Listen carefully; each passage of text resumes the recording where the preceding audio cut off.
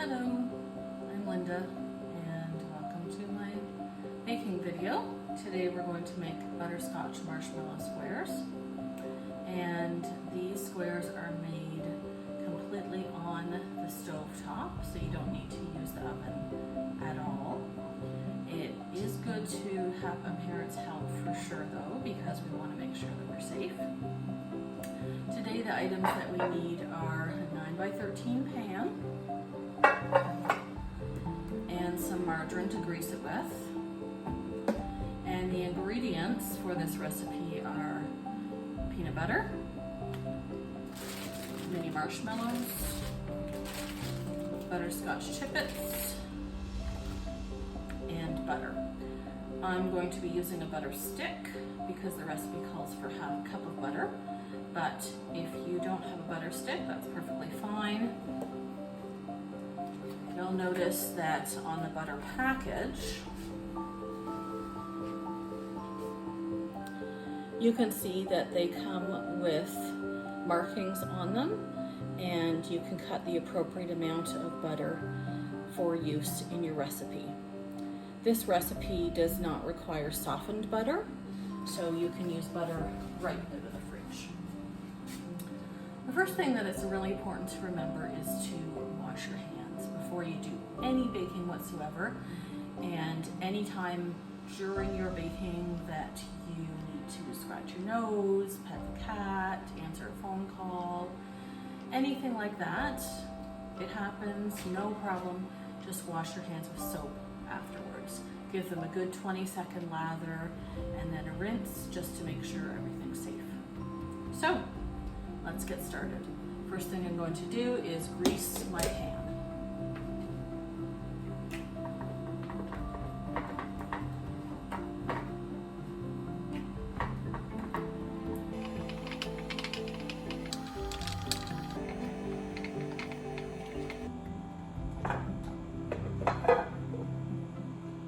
Once your pan is thoroughly greased, you're ready to move over to the stovetop. Okay, now we've got the pan on our stovetop, and this recipe calls for you to turn your burner on to medium-low heat. So if you have numbers, that might look like around 3 or 4, or if you have words, then turn it between low and medium, and that'll give you your medium-low heat. We're just going to wait for our pan to warm up.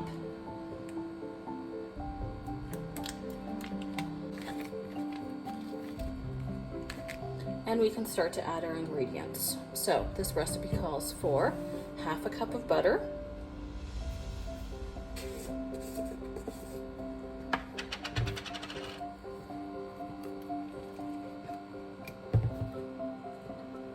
one cup of peanut butter,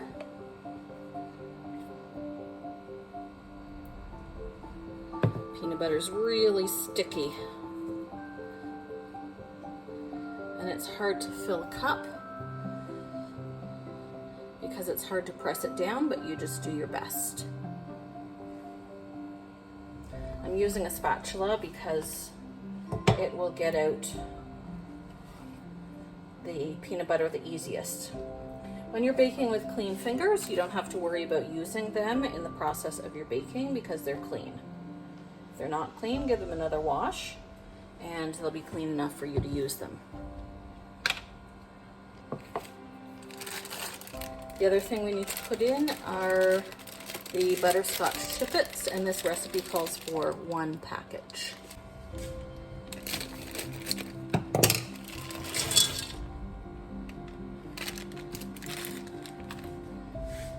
So you're going to take your spatula, or you can use a wooden spoon or whatever you like, and you're going to stir this until all of the items are melted.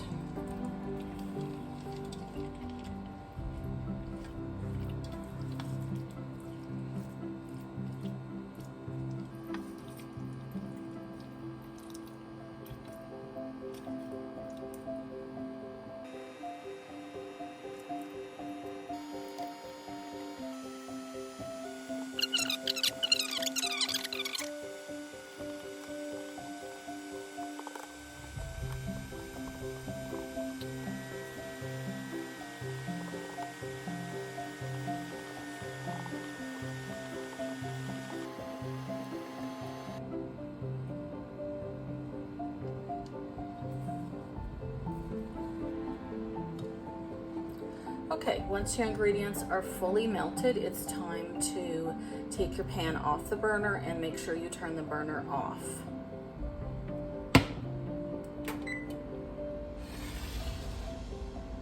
You're going to need to let this mixture sit for about half an hour before you add the marshmallows. That's because we don't want the marshmallows to melt. While you are waiting for the mixture to cool off a little bit, it's a good idea to tidy up your workplace and put away the things that need to go back in the fridge or in the pantry. And I'm going to clean out this 1 cup measuring cup with a paper towel to make it easier, because peanut butter has grease in it and we don't want that going down our drain and clogging it up. So you just take a paper towel, give it a really good wipe. That'll make it a lot easier for washing. Okay, great. So the pan isn't too hot anymore. I can safely put my hand on the side. You want to be really careful about checking that, because if your pan is still hot, you're going to burn your hand, and we definitely don't want that. So I've got my mini marshmallows here. This recipe calls for 3/4 of a large bag, but I bought small bags. So I'm going to dump in 1 bag and see if we need more.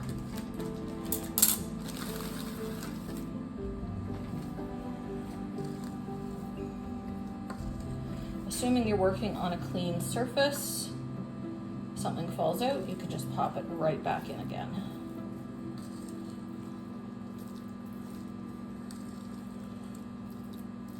So you can see that this is really a lot more peanut butter butterscotch topping than we need for this amount of marshmallows. So we're going to add a bit more marshmallows so it has the right consistency. So I'm going to cut open the second bag.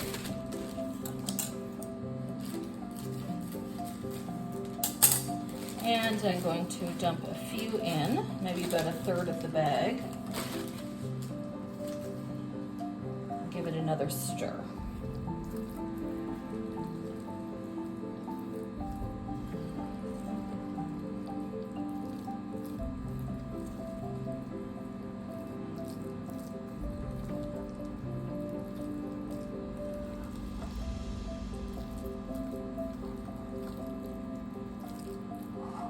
Now, I like a lot of the butterscotch topping, so even though I could probably add more marshmallows, I'm not going to, because this will make the recipe very, very delicious. So we're going to go ahead and pour it into our greased pan.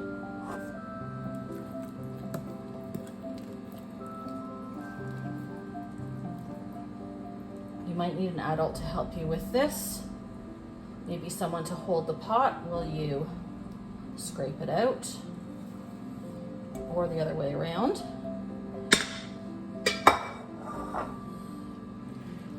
Then you're going to spread the marshmallows nice and evenly throughout the pan.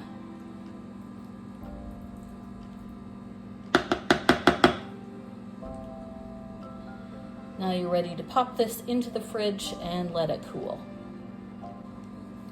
While that's cooling, you want to make sure that the rest of your marshmallows are sealed up really tightly, so that when you put them back in the pantry, they're not going to dry out.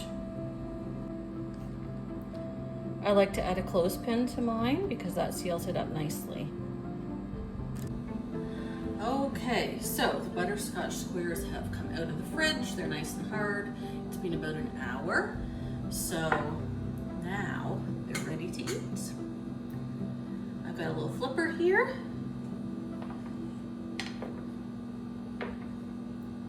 I'm gonna cut myself a square. Put it on the plate, and definitely it's ready to enjoy. Now remember, these squares need to be kept in the fridge because otherwise they'll melt. So you're going to need some saran wrap, put it on top, or cut up all your squares, put them in a container, keep them in the fridge. Believe me, they won't last long. Thanks for watching.